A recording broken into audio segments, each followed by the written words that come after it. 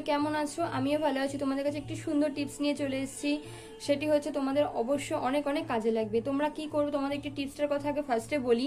তোমরা হচ্ছে দেখবে সোফার কভার, ঠিক আছে, চেয়ারের কভারগুলো কি হয়, ভেলভেট টাইপের কভারগুলো হয়। সেগুলো দেখবে যখন সার্ফের জলে ধোবে না, তেল কাজটা ভাবটা অনেক সময় যায় না।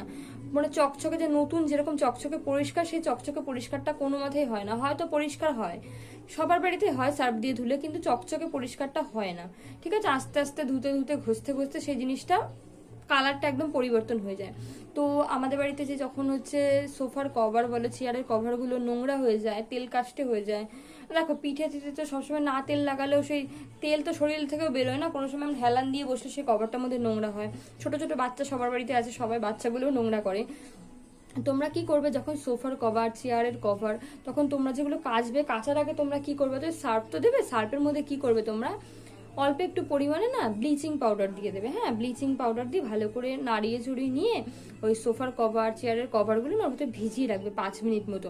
সেই ব্লিচিং পাউডারটা কি করবে, তোমার ওই সোফাটার মধ্যে যদি কোনো কভারের মধ্যে তিলাও পড়ে থাকে বা কোনো অনেক দিনকার দাগ ছোপ পড়ে গেছে, সেগুলোকে পুরো তুলে একদম চকচকে করে দেবে। ঠিক আছে, তোমরা ব্লিচিং পাউডার দিয়ে ভালো করে 5 মিনিট ভিজিয়ে তারপরে সুন্দর করে কেচে ঠান্ডা জলে ধুয়ে ভালো করে মেলে দাও। তোমরা নিজেরাও দেখতে পাবে যে কভারগুলো আগের তুলনায় আরো কত চকচকে হয়ে গেছে। ঠিক আছে বন্ধুরা, এটা তোমরা করতে পারো।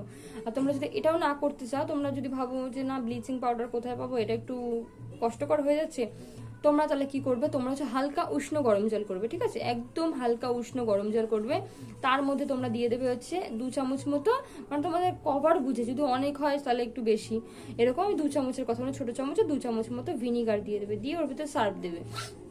ভালো করে নাড়িয়ে ছড়িয়ে ওই সোফার কভারটা 5 মিনিট মতো ভিজিয়ে ঠান্ডা জল দিয়ে ধুয়ে ফেলো। তোমরা নিজেরাও দেখতে পাবে সোফার কভারটা আগের কালারটা কেমন পরিষ্কার হয়েছিল, এবারে কেমন পরিষ্কার হয়েছে। ঠিক আছে, 5 মিনিট কিন্তু রাখবে। ঠিক আছে বন্ধুরা, তো দেখতে পাবে কেমন চকচকে ঝকঝকে করছে। এই টিপসটি ভালো লাগলে অবশ্যই একটা লাইক করে দিও।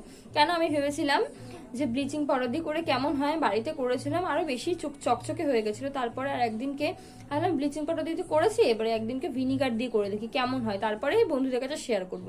দেখলাম সুন্দর, যেমন ব্লিচিং পাউডার দিয়ে হয়েছে তেমন ঠিক ভিনিগার দিয়ে চকচকেই হয়েছে। আর ভিনিগার মানে একটু গরম জল করবে, কিন্তু হালকা উষ্ণ গরম জল। ঠিক আছে বন্ধুরা, করে তার মধ্যে দেবে, দেখবে পুরো চকচকে নতুনের মতো ঝকঝকে হয়ে গেছে বন্ধুরা। ঠিক আছে, টিপসটি ভালো লাগলে একটা লাইক।